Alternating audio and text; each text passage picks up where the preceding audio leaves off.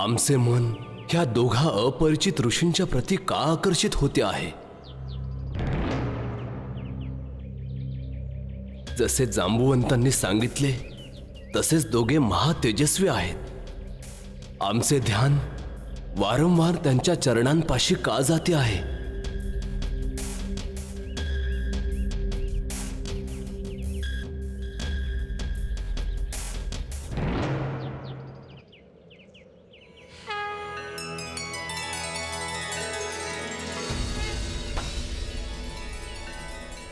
बंधू, बहुतेक हीच ती 2 पर्वत शिखरे असावीत।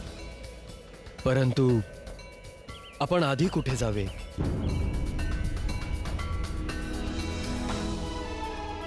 बंधू, पुढे जाण्याचा मार्ग थोडा दुर्गम वाटत आहे बंधू।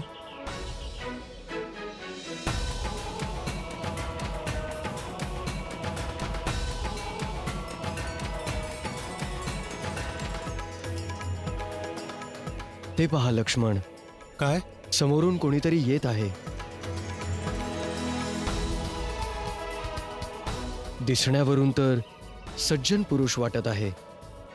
चल, यांनाच मार्ग विचारू। बंधू, दिसण्यावरून तर हे कोणीतरी पंडित वाटत आहेत, परंतु या निर्जन आणि दुर्गम स्थळी हे कोणत्या हेतूने आले असावेत?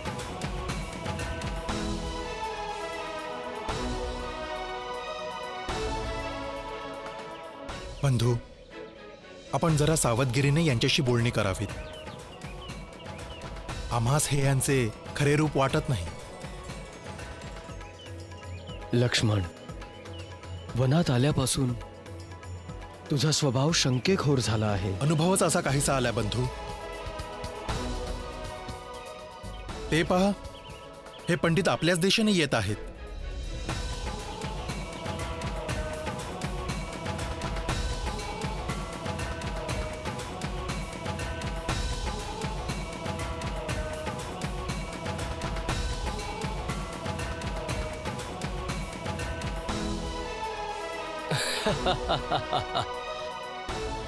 प्रणाम। प्रणाम पंडित श्रेष्ठ। प्रणाम ब्राह्मण देवता। कल्याणमस्तु। काय झाले? आपण दोघे काहीसे पतभ्रंत पथिक नजरेस येत आहात। आपले अनुमान सत्य आहे। आम्ही ऋष्मुख पर्वताकडे जाणारा मार्ग शोधत आहोत। मम अनुमानम सत्यमस्ति।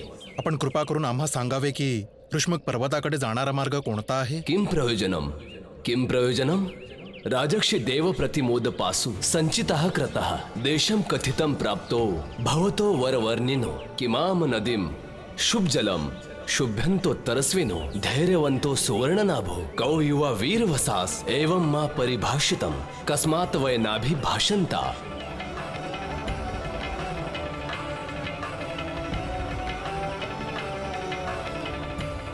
हे दिव्यश्रेष्ठ, चतुराईने शिष्टाचारयुक्त आपल्या संस्कृत संभाषणाने ज्या प्रकारे आपण आम्हास जाणण्यास जिज्ञासू झाला आहात, त्याने आम्हीही विचारात पडलो की आपण तेच आहात जे आम्हास दिसत आहात। अर्थात हेच की आपण आमच्या छोट्याशा प्रश्नाचे उत्तर न देता आपण केवळ आमचा हेतू जाणून घेऊ इच्छिता।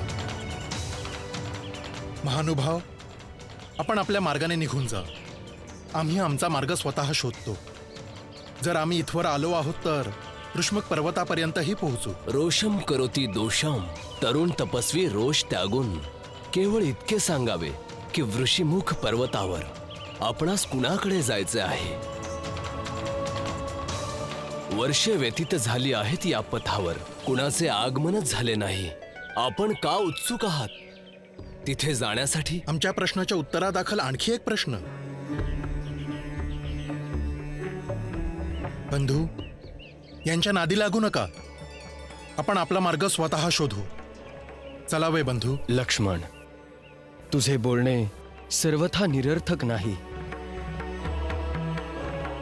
परंतु यांच्या पांडित्यपूर्ण वाणीने मला मंत्रमुग्ध केले आहे।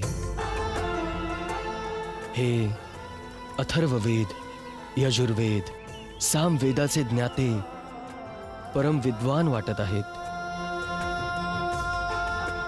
अशा व्याकरण वेदवक्ता महात्म्यांच्या मनात छळ कपटाच्या भावनेची संभावना असूच शकत नाही. ह्यांचे ऐकल्याने आपले हितच होईल.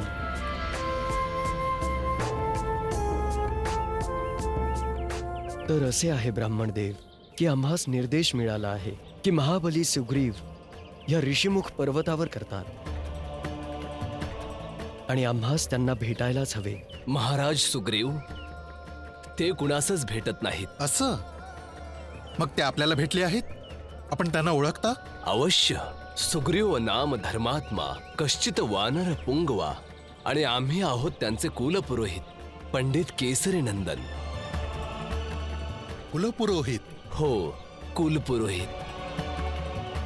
आमच्या परामर्शाशिवाय ते कुणालाच भेटत नाही. तर हे सांगा की ऋषीमुख पर्वताचे ठिकाण आपणास कुणी दर्शवले? शबरी मातेने.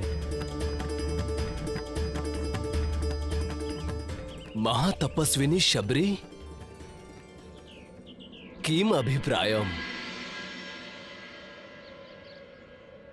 बंधू, हे पंडित महाशय तर निवळ प्रश्नच विचारतात, उत्तर देणे जाणत नाही.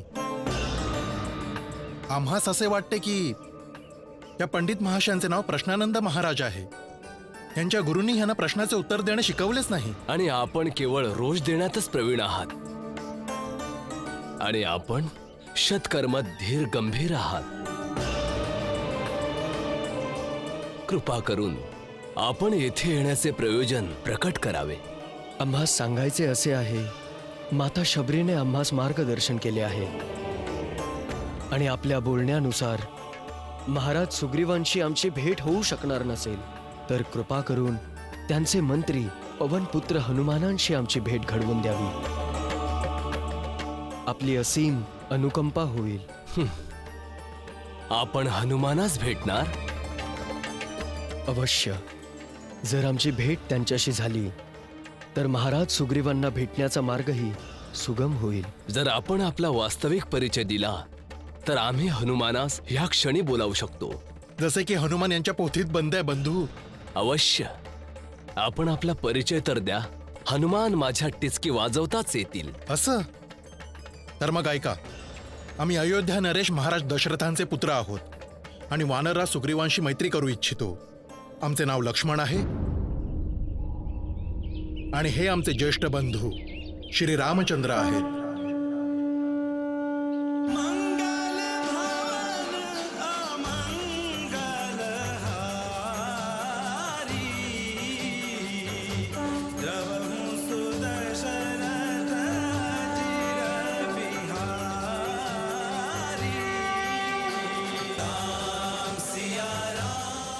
प्रभू श्री राम, आपण स्वयं? होय, श्री रामचंद्र स्वतः आमच्या सोबत आले आहेत. आता वाजवाटीच की बोलवा हनुमानाला.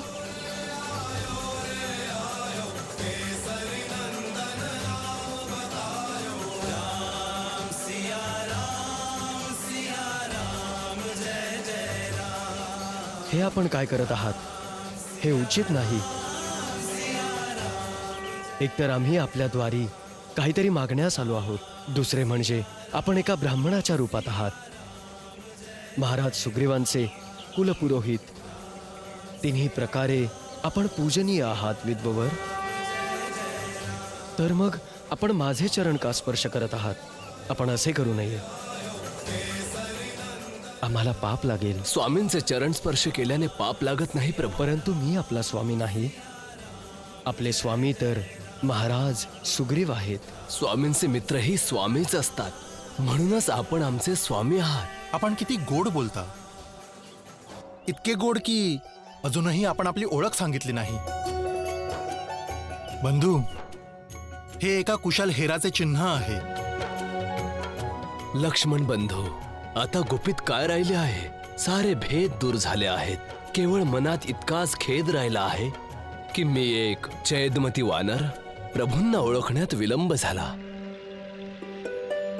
परंतु श्रीराम तर सर्वज्ञ आहेत. त्यांनी आपल्या हनुमानास ओळखण्यास विलंब का केला? हनुमान? आपण हनुमान आहात? होय बंधू, मीच चिरसेवक हनुमान आहे.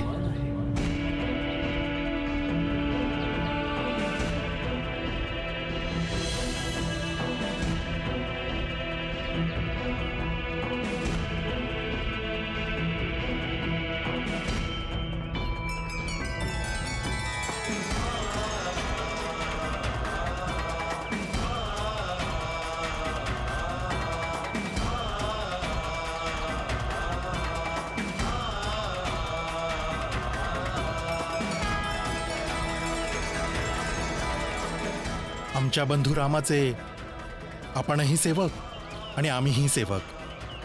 याच नात्याने आम्हीही आलिंगन सुख घेऊ इच्छितो.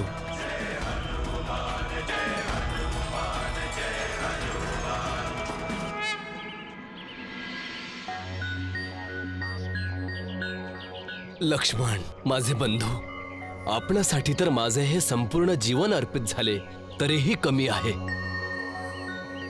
निघूया, ऋषीमुख पर्वतावर निघूया प्रभू.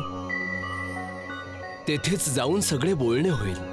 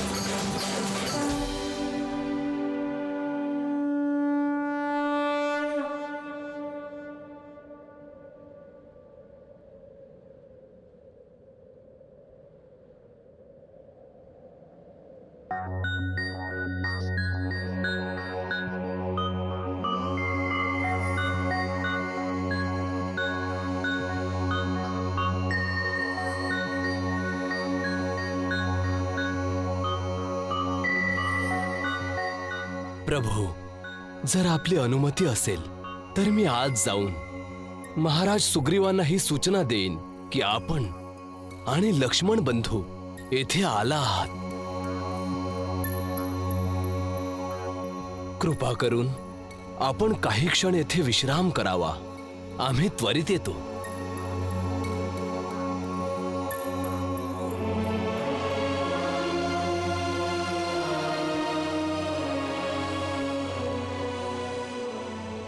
महाराज, आपणास अशा प्रकारे अस्वस्थ पाहून आम्हीही अस्वस्थ होत आहोत. आपण आसन ग्रहण करावं. तात जामवंत, किती वेळ झाला हनुमानाला जाऊन? आतापर्यंत परत यायला हवे होते. प्रणाम महाराज. महाराज कधीची तुझी वाट पाहत आहेत हनुमान. हनुमान, काय समाचार आणला आहेस? कोण आहेत ते दोघे जण? का आले आहेत या वन प्रदेशात?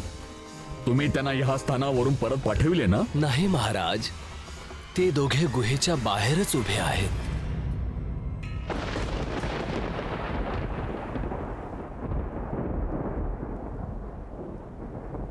गुहेच्या बाहेर? म्हणजे तुम्ही त्यांना इथपर्यंत घेऊन आलात? हे माहीत असताना की आपला कट्टर शत्रू वालीद्वारे पाठवलेले असू शकतात. महाराज, जर हनुमान त्यांना इथवर घेऊन आला आहे तर यामध्ये अवश्य आमचं आणि आपलं भलंच असेल. मग शीघ्र सांग हनुमान, ते मायावी कोण आहेत? महाराज, प्रभू श्रीराम मायावी नाहीत, ते तर मायापती आहेत. श्रीराम? हो, श्रीराम. ते आपले बंधू लक्ष्मणासोबत आले आहेत.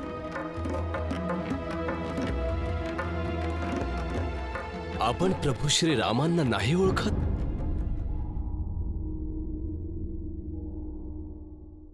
महाराज, संसारासाठी तर ते अयोध्येचे महाराज दशरथांचे पुत्र आणि अयोध्येचे राजकुमार आहेत, परंतु सत्यात तर ते ईश्वराचे मानवीय अवतार, ईश्वराचे रूप आहेत ते. आपण परम भाग्यशाली आहात महाराज, की जगताचे स्वामी स्वतः आपल्याला भेटण्यास आले आहेत. पिताद्वारे आपली महाराणी राणी कैकईस दिलेल्या वचनाचे पालन करण्याकरिता अयोध्येचे राजसिंहासन त्यागून ते येथे वनात आले आहेत. जेव्हा आम्ही सूर्यदेवांजवळ आमचे शिक्षण प्राप्त करीत होतो, त्यावेळी जगतपिता ब्रह्मांनी स्वयं येऊन आपल्याकडे पाठवण्यापूर्वी आम्हास सांगितले होते की एके दिवशी ईश्वर प्रभू श्रीरामांच्या रूपात आम्हास दर्शन देतील, आणि आज ही गोष्ट सत्य ठरली आहे. परंतु श्रीरामांचं ह्या ऋषिमुख पर्वतावर कसं आगमन झालं? त्यांच्या वैयक्तिक समस्या सोडवण्यासाठी माता शबरींनी त्यांना महाराज सुग्रीवांना भेटण्यास सांगितले होते.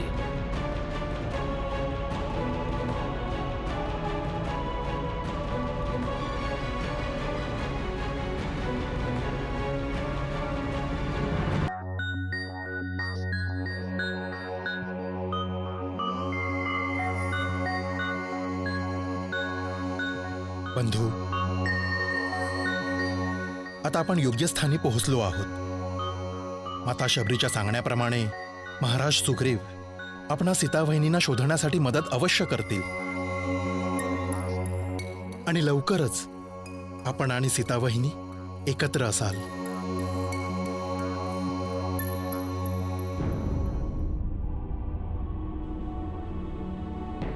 वहिनी, आपल्याला एकच निवेदन आहे.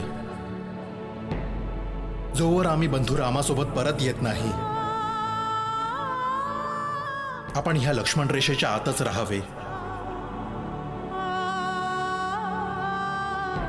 कुठल्याही परिस्थितीत आपण ही ओलांडून बाहेर जाऊ नये.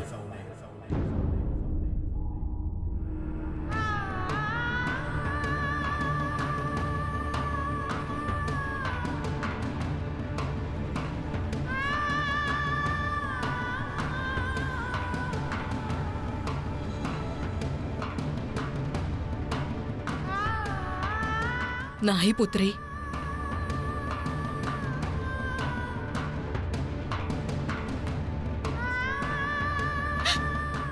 रडण्याने काहीही सिद्ध होणार नाही. नको रडूस पुत्री, नको रडूस. आम्हाला आमच्या चुकीचा पश्चाताप होतोय. माते, आमचे धीर भ्राता लक्ष्मणांना आमच्या स्वामींवर पूर्ण विश्वास होता, परंतु आम्ही अविश्वास दाखवला.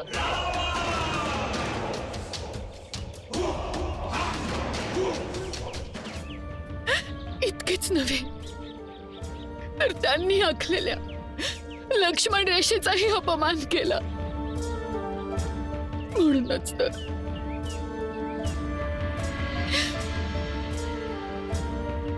म्हणूनच तर आज आमची ही दशा आहे.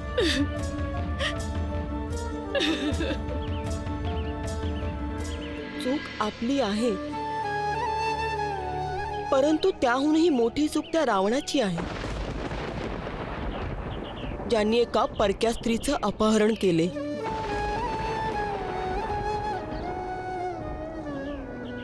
आपल्याला अशा प्रकारे आपल्या पतीपासून वेगळे करून येथे कैदी बनवून ठेवणे ही देखील लंकेशची चूक आहे. जर त्यांना असे वाटते आहे की बळाने ते आपल्याला त्यांची राणी बनवतील, तर ही त्यांची सर्वात मोठी चूक आहे. लंकेश महाबली आहेत, परंतु बळाने कुणाचे तरी राज्य जिंकले जाऊ शकते, हृदय नाही.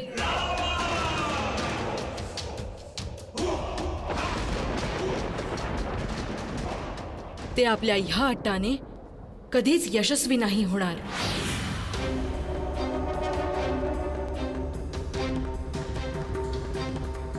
विश्वासघाती!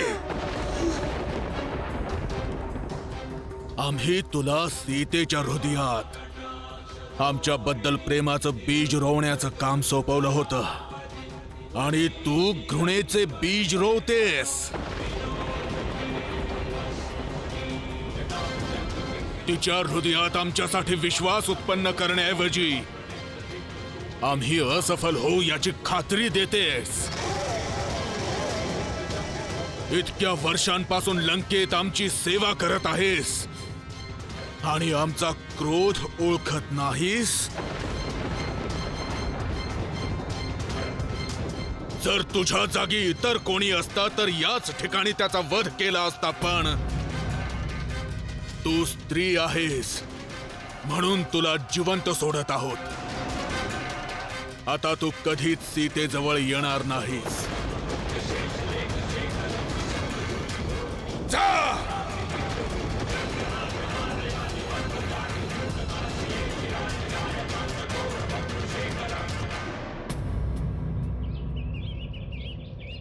आणि तूही ऐकून घे सीते, यात शंकाच नाही की तू चूक केली आहेस आणि त्यामुळेच तू इथे आहेस. परंतु हे सुद्धा सत्य आहे, एकदा का स्त्रीने आपल्या मर्यादेच्या सीमेचं उल्लंघन केलं तर ती परतू शकत नाही. येणाऱ्या काळामध्ये स्त्रिया तुझ्या चुकीपासून एवढ्या सतर्क होतील की कधीच आपल्या मर्यादेच्या सीमेचं उल्लंघन करणार नाही. तुझ्यासाठी हेच हिताचं आहे की तू स्वीकार कर, तुझा आनंद, तुझं ऐश्वर्य आणि तुझं भविष्य इथेच आहे, लंकेच्या राजमहालात, आमच्या अंतःपुरात.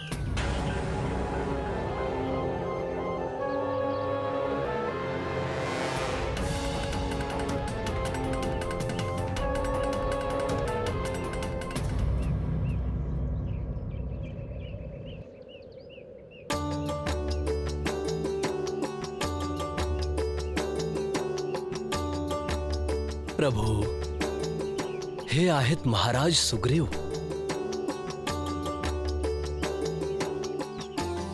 महाराज सुग्रीव, हे आहेत प्रभू रामचंद्रजी. आणि हे आहेत यांचे अनुज लक्ष्मणजी.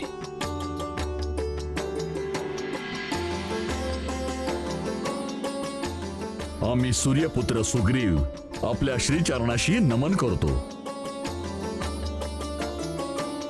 आम्ही दशरथ नंदन राम महाराज सुग्रीवांना प्रणाम करतो. आपण एका सिंहासन विहीनाला महाराज म्हणालात. हे आपल्या हृदयाच्या विशालतेचे प्रतीक आहे. हृदयाची विशालता नाही, हे आमच्या हृदयाचे अभिलाषेचे सूचक आहे. आम्ही आपणास सदा महाराज स्वरूपच पाहू.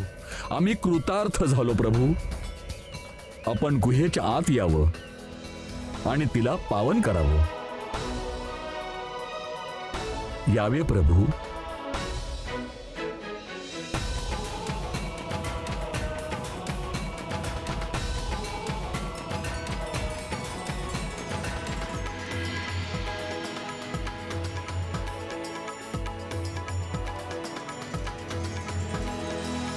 यावे प्रभू, विराजमान व्हा.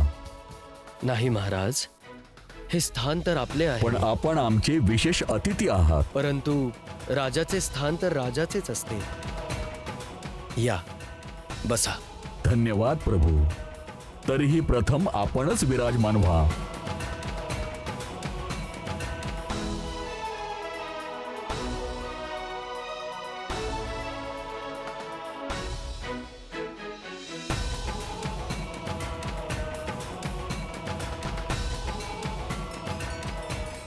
हे राघव, हे आमचे मंत्री ऋषराज तात जांबुवंत, नल नील, हनुमान,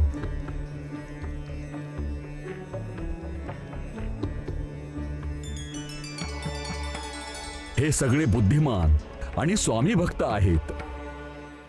परम हितचिंतक आणि मार्गदर्शकही आहेत प्रभू. महाराज सुग्रीव, आपण खूप भाग्यशाली आहात. ज्यांचे असे मंत्री आहेत. तो राजा जरी भाग्यवश आपातकालात गुंतले तरी देखील त्यांचाच विजय होण्याची पूर्ण संभावना असते.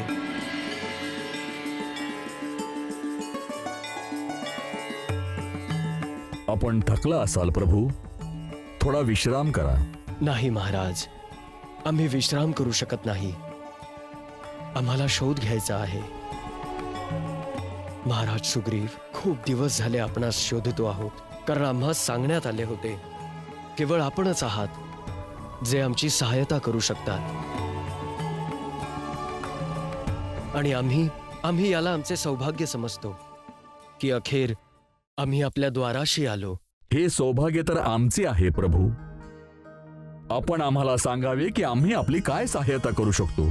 महाराज सुग्रीव, आम्ही आमच्या पत्नी सीतेला शोधत आहोत. रावण नावाच्या राक्षसाने कपट करून तिचे हरण केले आहे आणि तो दक्षिण दिशेकडे गेला आहे. आपल्याला रावणाबद्दल काही माहीत आहे की तो कुठे राहतो? नाही रघुनंदन. नाही. क्षमा असावी प्रभू, मी हे नाव नाही ऐकले.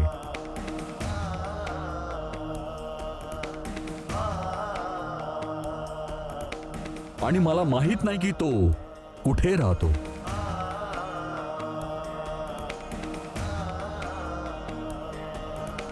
हे रघुवीर, आपण चिंता करू नका. आपण शीघ्रच आपली भार्या सीता सोबत असाल. महाराज सुग्रीव, सीता तर आमच्या हृदयात वसलेली आहे. आम्ही दोन शरीर अवश्य आहोत, परंतु आमचा आत्मा एक आहे. आम्ही त्यांच्या प्रत्येक प्रसन्नतेचा अनुभव घेऊ शकतो.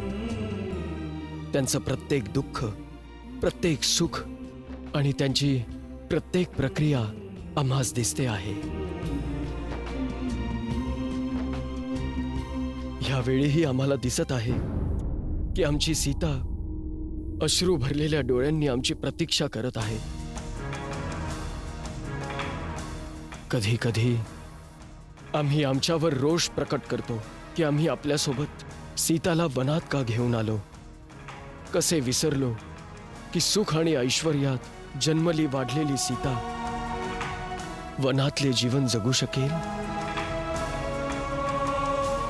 आम्ही स्वर्ण थाळीत भोजन करणाऱ्या सीतेला पानावर भोजन करण्यास विवश केले. राजसी वस्त्रांच्या स्थानी त्यांना वनवासी वस्त्र घालायला लावले, परंतु त्यांनी आनंदाने ते वनवासी वस्त्र धारण केले, केवळ माझ्यासाठी. हे प्रभू, मला आठवत आहे. आम्हास असे वाटते की आम्ही आपली भार्या सीतेला कुणा राक्षसासोबत पाहिले आहे. कुठे कुठे महाराज? एक दिवस आम्ही एका पर्वताच्या शिखरावर बसलो होतो आणि एक क्रूर राक्षस एका स्त्रीला आपल्या विमानात बसवून दक्षिण दिशेकडे जात होता आणि ती स्त्री जोर जोरात सहाय्यतेसाठी ओरडत होती आणि आम्हाला बसलेले पाहून आणि तिने अचानक कपड्याची पोटली आमच्या दिशेने फेकली.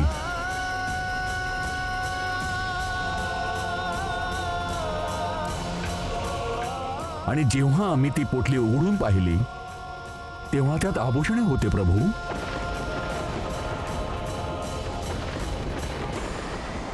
हनुमान, जशी आज्ञा महाराज.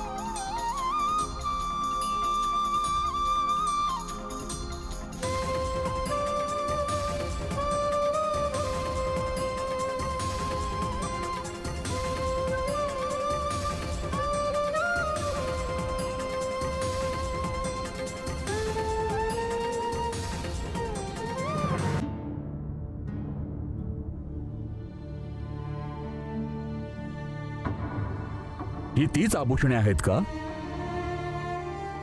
होय, ही सीतेचीच आभूषणे आहेत. आमच्या सीतेने धारण केलेल्या वस्त्रांना फाडून त्याची पोटली बनवून त्यात ही आभूषणे टाकली असतील आणि ती खाली फेकली असावी, जेणेकरून आम्ही त्या मार्गावर पोहोचावे.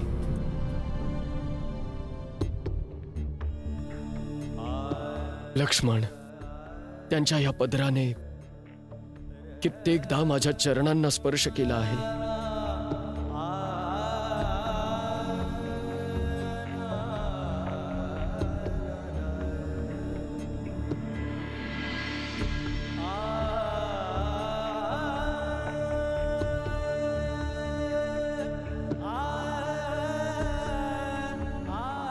आणि आज त्यांनी या पदराला आपला दूत बनवून आपल्या दुःखाची कहाणी आम्हास ऐकवण्यास पाठवले आहे.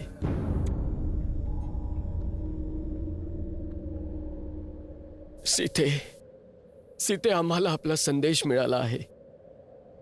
आम्ही आपणास मुक्त करावयास अवश्य येऊ सीते, अवश्य येऊ. केवळ एकदा आम्हाला त्या रावणाचा शोध लागू दे, जो आमच्या सीतेला घेऊन गेला आहे. मग आम्ही त्या अधर्मी राक्षसाचे इतके तुकडे करू की शोधूनही त्याला त्याचे ते अपवित्र हात सापडणार नाही, ज्या अपवित्र हातांनी आमच्या सीतेला स्पर्श केला होता.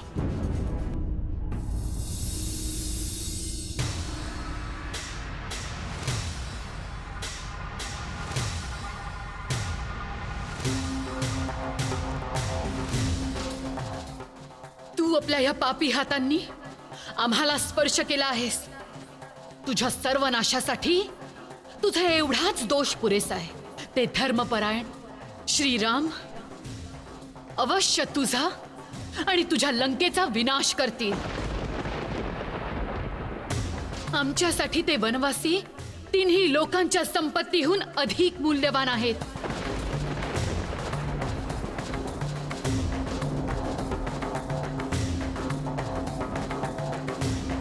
लंकेशांचा विजय असो.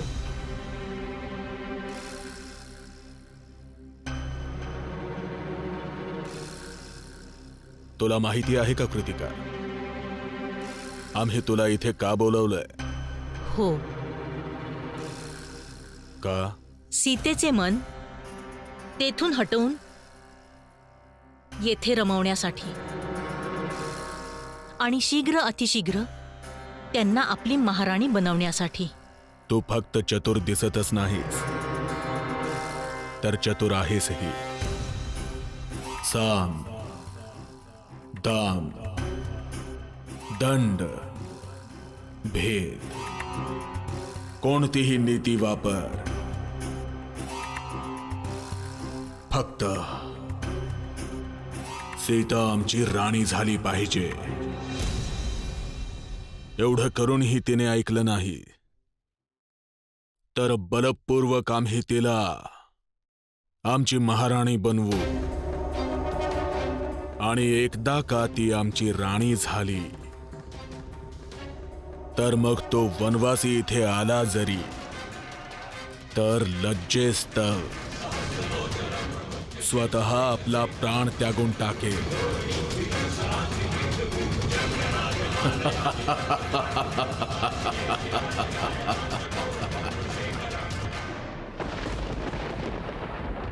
हे प्रभू, जसे घायाळाची स्थिती घायाळच जाणतो, तशाच प्रकारे आम्ही आपले पत्नी वियोगाचे दुःख चांगल्या प्रकारे जाणतो. रघुवीर, आमच्या पत्नीचेही अपहरण झाले आहे प्रभू, तेही माझे बंधू वालीद्वारे.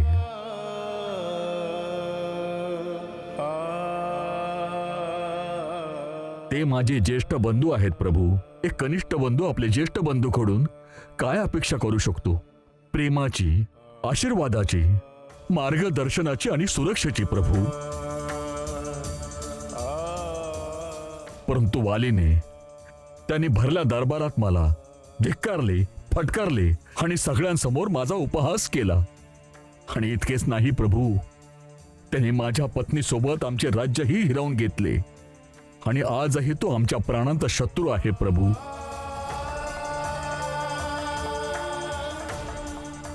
आपण चिंता करू नका प्रभू, आपले कार्य अवश्य पूर्ण होईल. आम्ही सर्व आपल्या सोबत आहोत आणि आम्ही आपल्याला पूर्ण विश्वास देतो. आपली भार्या देवी सीतेचा शोध अवश्य करू प्रभू. त्या आकाश, पाताळ अथवा भूमंडळाच्या कोणत्याही कोपऱ्यात असोत, आमचे वानर त्यांना अवश्य शोधून काढतील प्रभू. आणि तोपर्यंत आमच्यापैकी कुणीही सुखाची झोप नाही घेणार प्रभू. प्रभू, आपलं हे अभिष्ट कार्य सिद्ध झाल्यावर मग आम्हीही ही अपेक्षा करतो की आपण आमच्या महाराज सुग्रीवांना त्यांचं राज्य परत मिळवून द्यायला त्यांची सहाय्यता कराल. क्षमा असावी ऋषराज, आम्ही महाराज सुग्रीवांची सहाय्यता करू शकत नाही.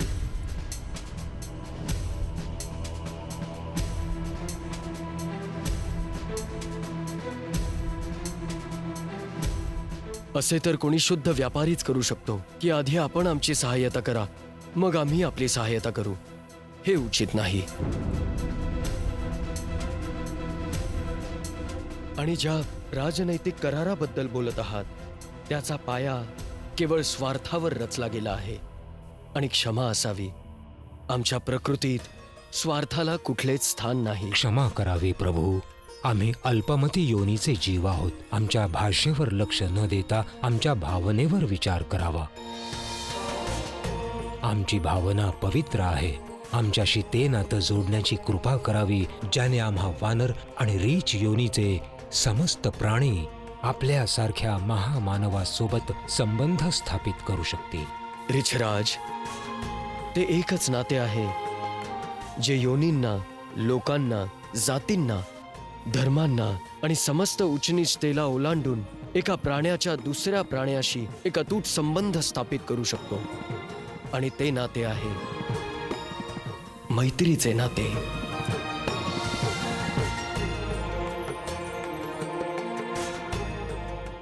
आम्ही आपल्याशी ते नाते जोडू इच्छितो ज्यात कोणतीही अट नसेल, कोणतेही देणे घेणे नसेल, कोणतीही मोजणी नसेल, जे स्वार्थाच्या सीमेपासून दूर असेल, ज्यात केवळ एकाच वस्तूचे आदान प्रदान होईल. ते आहे प्रेम.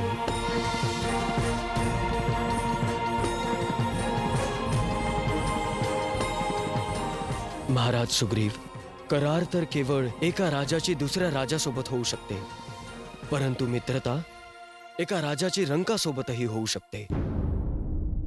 म्हणूनच हे सुग्रीव, मी आपणास मित्रतेचा प्रस्ताव ठेवतो. आपण धन्य आहात प्रभू.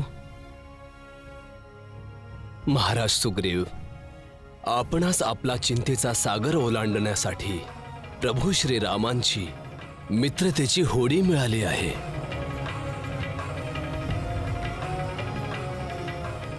हे प्रभू, न मागताच मित्रता प्रदान करून आपण एका मृत शरीराला जीवनदान दिले आहे.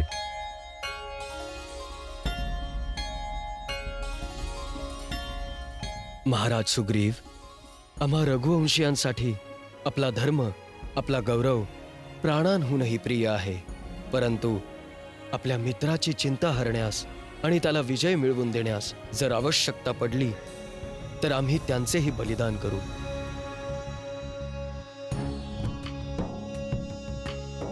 मित्रता निभावण्यासाठी जरी आम्हास पापकर्म करून नरकही भोगावा लागला तरीही आम्हा स्वीकार आहे. हाच मित्रतेचा आदर्श आहे आणि हीच आमची शपथ आहे.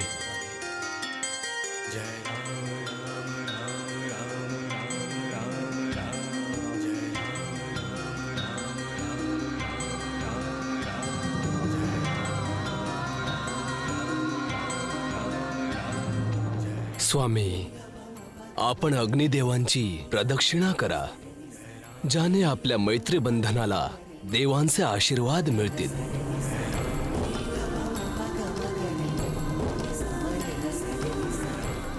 हे घ्या स्वामी, अग्निदेवांना अर्पण करा.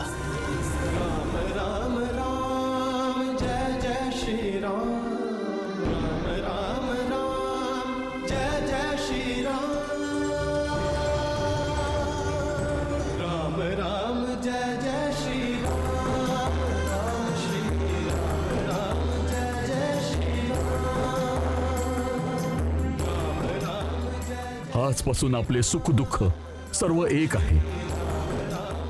आजपासून जे काही आमचे आहे ते आपले आहे. आमचे सुख, वैभव, साम्राज्य जे काही आहे आणि जे पुढे असेल ते आमच्यातर्फे आमच्या मित्राचेही असेल. मित्र होण्याच्या नात्याने आमचे पहिले कर्तव्य हे आहे की आम्ही आपले सुख वाटण्यापूर्वी आपले दुःख वाटावे.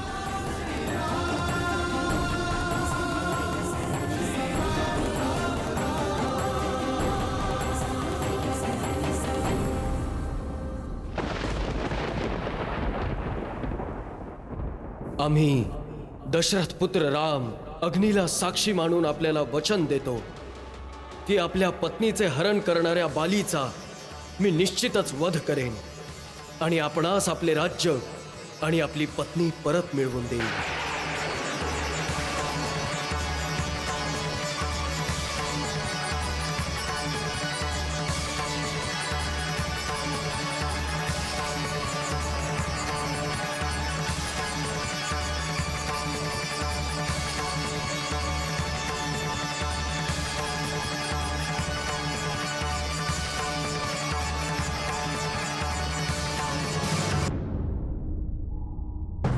हो महाराज, हनुमानाने त्यांना महाराज सुग्रीवांना भेटवले आणि त्यांनी युती केली महाराज सुग्रीवांसोबत. गुप्तचर, तू त्या भ्रातद्रोहीला महाराज म्हणू नको. तो भ्याड आहे आणि या किष्किंधा नगरीचा राजद्रोही आहे तो. आणि जर तू आजपासून त्याचे नाव आदराने घेतलेस तर आम्ही तुझी जीवा कापून तुलाच खायला देऊ. रोमा, ऐकलंस तू? सुग्रीव भ्याड आहे, भ्याड. तुला मिळवण्यासाठी आमच्याशी युद्ध करण्याऐवजी तिथे ऋषीमुख पर्वतावर जाऊन लपला. आणि तुझीही काही चिंता नाहीये त्याला. गुप्तचर, त्याने कुणाशीही मित्रता करू दे, किंतु वालीला नाही हरवू शकणार. तू ऋषीमुख पर्वतावर दृष्टी ठेवून राहा आणि प्रतिदिन आम्हाला तेथील बातमी देत राहा, विशेषतः त्या दोघा धनुषधारी ऋषींचा. जशी आज्ञा महाराज.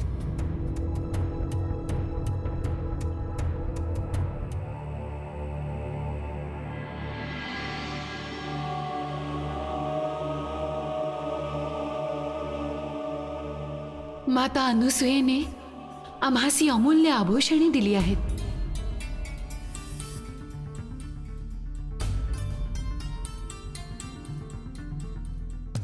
सीते सीते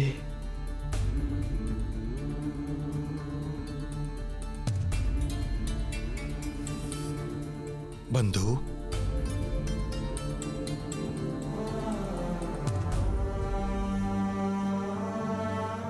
हा पदर सीतेची लाज आहे, पण आज ह्याच पदराला सीतेने आपला दूत बनवून आम्हा संदेश पाठवला आहे की रघुवीर, माझ्या लाजेची रक्षा करा. सीते, आम्हाला आपला संदेश मिळाला आहे. सीते, आपला राम आपल्याला त्या पापीपासून मुक्ती अवश्य देईल, अवश्य देईल. सीते,